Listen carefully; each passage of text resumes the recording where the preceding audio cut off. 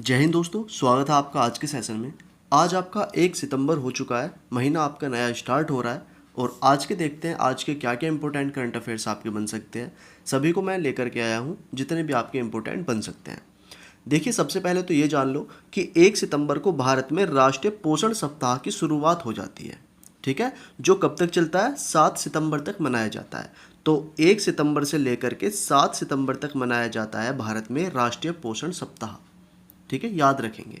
इस सप्ताह का उद्देश्य क्या होता है? लोगों को बेहतर स्वास्थ्य के लिए पोषण के बारे में, पोषण के जो महत्व होते हैं उनके बारे में जागरूक करना लोगों को। ठीक है, तो इसीलिए बनाया जाता है राष्ट्रीय पोषण सप्ताह भारत में। याद रखेंगे, 1 से लेकर के 7 सितंबर तक मनाया जाता है। चलो अब देखो अगला क्वेश्चन क्या बनता है। जबरन किए गए पीड़ितों का अंतर्राष्ट्रीय दिवस निम्न में से किस दिन मनाया जाता है? अब ये क्या चीज़ है? तो भाई हाँ, ये भी एक दिवस मनाया जाता है। जबरन गायब किए गए पीड़ितों का अंतर्राष्ट्रीय दिवस मनाया जाता है ये। ठीक है ना, जो फोर्सफुली क्या किए जाते हैं, डिसअपियर कर दिए जाते हैं देशों से, तो उनके लिए जो दिवस मनाया जाता है वो मनाया जाता है 30 अगस्त को। ऑप्शन नंबर डी, 30 अगस्त को मनाया जाता है। ठीक है, इसको भी याद कर लेंगे, थोड़ा सा ध्यान रखेंगे इसको भी। चलो अब देखेंगे अगला क्वेश्चन क्या बनता है। अब अगला क्वेश्चन बनता है आप लोगों के लिए, 29 अगस्त 2025 को हॉकी के जादूगर कहे जाने वाले महान हॉकी खिलाड़ी मेजर ध्यानचंद की कौन सी जयंती मनाई गई थी? तो सबसे पहले तो आपको ये पता होना चाहिए कि 29 अगस्त जो है, 29 अगस्त को क्या मनाया जाता है? नेशनल स्पोर्ट्स डे मनाया जाता है 29 अगस्त को। और क्यों मनाया जाता है? तो ये मेजर ध्यानचंद की जयंती होती है 29 अगस्त को, इसीलिए मनाया जाता है। तो इस बार कौन सी मनाई गई है ये जयंती? तो इस बार 120वीं मनाई गई थी भाई। ठीक है, 120वीं जयंती मनाई गई थी, 29 अगस्त को मनाई गई थी। ठीक है, याद रखेंगे।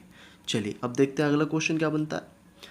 अगला क्वेश्चन बनता है, किस राज्य या केंद्र शासित प्रदेश में कॉलेजों को छात्रों के लिए इलेक्ट्रिक यू स्पेशल बसों का लॉन्च किया गया है? अब देखो, एक तरीके की बस लॉन्च की गई है। ठीक है ना, इलेक्ट्रिक यू स्पेशल बसों को लॉन्च किया गया है।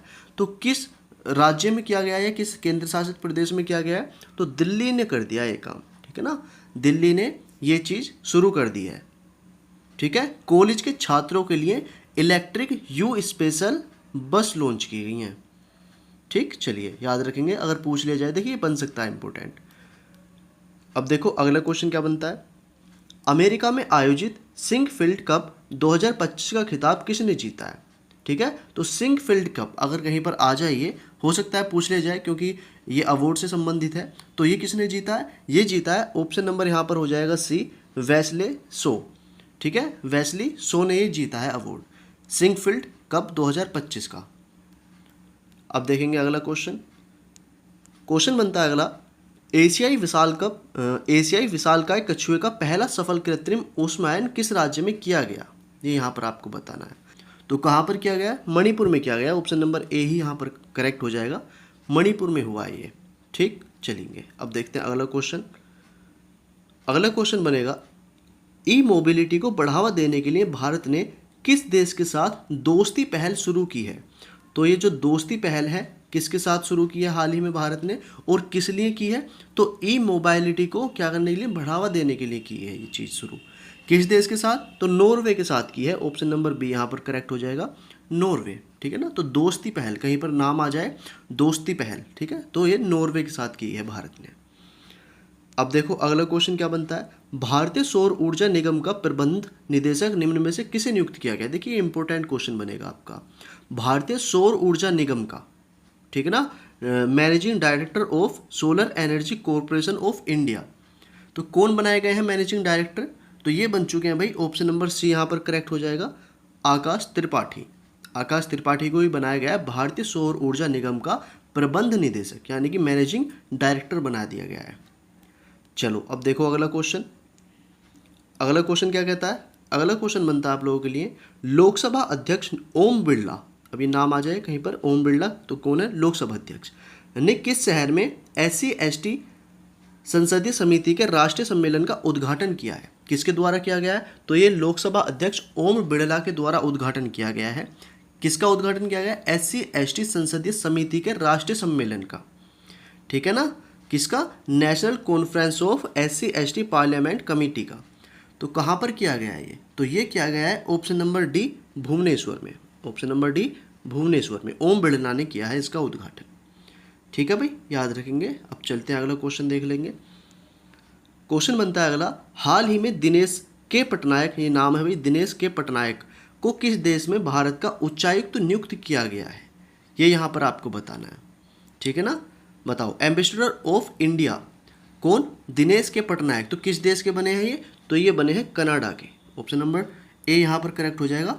कनाडा के बनाए गए हैं ये भारत का उच्चायुक्त, यानी कि भारत की क्या बने हैं? एम्बेसडर बने हैं कनाडा में। नाम क्या है इनका? दिनेश के पटनायक इनका नाम है। अब चलो अगला क्वेश्चन देखो। अगला क्वेश्चन बनता है, सैन्य परिवेश में शारीरिक और मानसिक आघात पर केंद्रित एक अंतर्राष्ट्रीय सम्मेलन, जिसका क्या नाम है? नाम है इसका मिल मेडिकोन 2025 का आयोजन कहाँ किया गया है?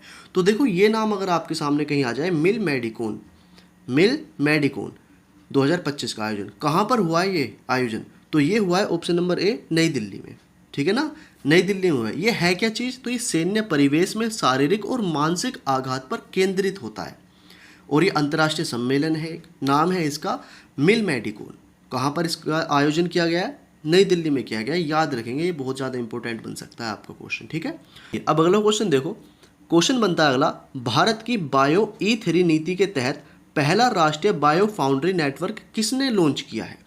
क्या है ये? इंडियाज बायो E3 पॉलिसी के तहत, ठीक है ना, भारत का पहला राष्ट्रीय बायो फाउंड्री नेटवर्क तो किसने लॉन्च किया है ये? तो ये किया है जितेंद्र सिंह ने। Option number B, Jitendra Singh ने लॉन्च किया है ये।